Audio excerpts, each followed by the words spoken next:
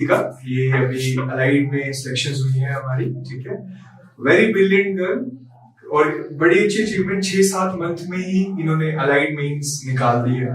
तो ये सबसे बड़ी चीज बच्चों के लिए है कि जो बच्चे सोचते शायद बहुत टाइम लगता है कि तैयारी करने में, तो ऐसा नहीं है। The main thing is one, that is answer writing practice. इसने शायद कोई ऐसे टेस्ट नहीं जो उसने नहीं छोड़े, एंड द लैंग्वेज रोल इसने बड़े अच्छे से हिंदी इंग्लिश को भी साथ साथ में किया, ठीक है। तो please give a big hand.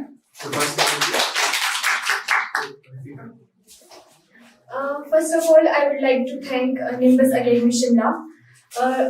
I would like to thank all the teaching staff, teachers, and सबसे पहले मैं यही बोलूंगी कि कोई भी टेस्ट है उसको क्वालिफाई करने के लिए आपको पहले डिसाइड करना पड़ेगा कि आपने गोल सेट करना पड़ेगा आपको कि कौन से वाला टेस्ट आपने फाइट करना है, उसके अकॉर्डिंग ही तैयारियां शुरू होंगी।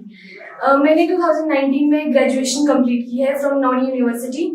मैंने बीएससी फॉरेस्ट्री मेरा बैकग्राउंड रहा है, तो उसके बाद मुझे सिविल सर्विसेज की तरफ आना था, तो मैंने टारगेट कर लिया था कि मुझे ये वाला इस लाइन में जाना है। और एक बार आपने सेट कर लिया, फिर उसका सिलेबस गो थ्रू करो। पहले क्योंकि कोई भी एचपीपीएससी का पेपर होता है उसमें 2-3 लेवल्स होते हैं, प्री, मेंस और लास्ट में डॉक्यूमेंटेशन या फिर इंटरव्यू। पर सबसे पहले है कि आपका प्री क्वालिफाई हो, उसके बाद ही आप मेंस लिख पाओगे। तो प्री के लिए नॉर्मल क्लासेस लगाएं, जितनी टीचर जैसे यहाँ पे जो भी टीचर करवाता है आपका काम उसके बाद शुरू होता है। जो क्लास में करवाया है वो तो रिटेन रखने की कोशिश करना, उसके बाद घर में जाके उसकी प्रैक्टिस बहुत जरूरी है। और जो मेंस के लिए है वो आंसर राइटिंग का बहुत ज्यादा इम्पोर्टेंट होती है। आंसर राइटिंग, अपनी आंसर को मेंटेन करना। तो मैंने शुरू से ही आंसर राइटिंग बहुत प्रैक्टिस की है, और आंसर राइटिंग को इम्प्रूव करने के लिए मैंने निम्बस की ही टेस्ट सीरीज भी लगवाई थी। तो मुझे उससे सच में बहुत हेल्प मिली है, क्योंकि 3 घंटे का पेपर लिखना होता है, तो उस एटमॉस्फेयर को जीना और उसमें अपने पेपर को कंप्लीट करना, यही सबसे बड़ा टास्क होता है। इतनी हमें अपनी थॉट प्रोसेस को बहुत फास्ट करना होता है ताकि वो कंक्लूड कर सके हम उस जो भी गिवन एरिया होता है, जितने भी मार्क्स का क्वेश्चन होता है, वो अटेम्प्टेशन बहुत ज्यादा जरूरी है। बाकी अगर आप मेंस में अच्छा स्कोर करते हो तो फिर पॉसिबिलिटी आगे है कि आप आराम से क्लियर कर जाओगे।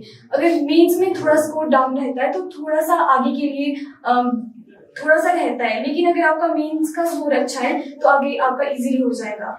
और सभी के लिए ऑल द बेस्ट। अगर कुछ पूछना है आगे में तो आप पूछ सकते हो।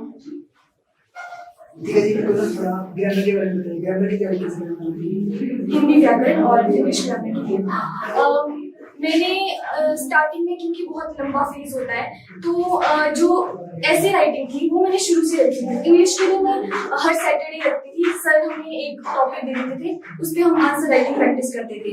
तो हिंदी के लिए भी मैंने आंसर राइटिंग शुरू से की है, लेकिन जब प्री क्वालिफाई हो जाता है तो उसके बाद फिर हम देखते हैं कि व्याकरण का, क्योंकि हो जाता है प्री के बाद वो हो जाएगा आपका नॉर्मल हिंदी व्याकरण की या फिर इंग्लिश ग्रामर के लिए बुक्स लो, फिर जो भी सिलेबस में होगा वॉइस नरेशन उसके हिसाब से ये तैयारी होगी।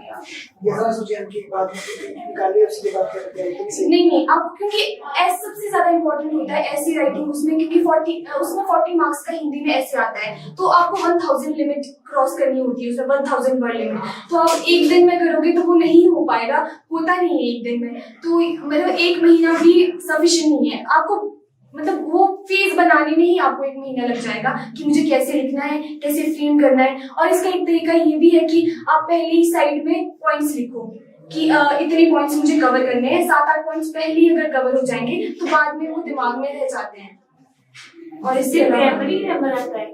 नहीं, सब कुछ आएगा। गद्यांश भी आएगा, पद्यांश भी आएगा, ग्रामर वाला भी आएगा, मुहावरे, संधि विच्छेद, सब कुछ, पर्यायवाची, सब कुछ आएगा। उसमें पूरा पेपर इंक्लूड होता है। जैसे 10th तक हम अटेम्प्ट करते थे हिंदी और इंग्लिश दोनों का पेपर, वॉइस नरेशन, चेंज भी आता है हिंदी से इंग्लिश करना। तो सब कुछ जैसे 10th स्टैंडर्ड तक आता है हमने किया है, हमने लिखा है वो पेपर, बस उसी तरह से हमें ये वाला भी अटेम्प्ट करना होता है।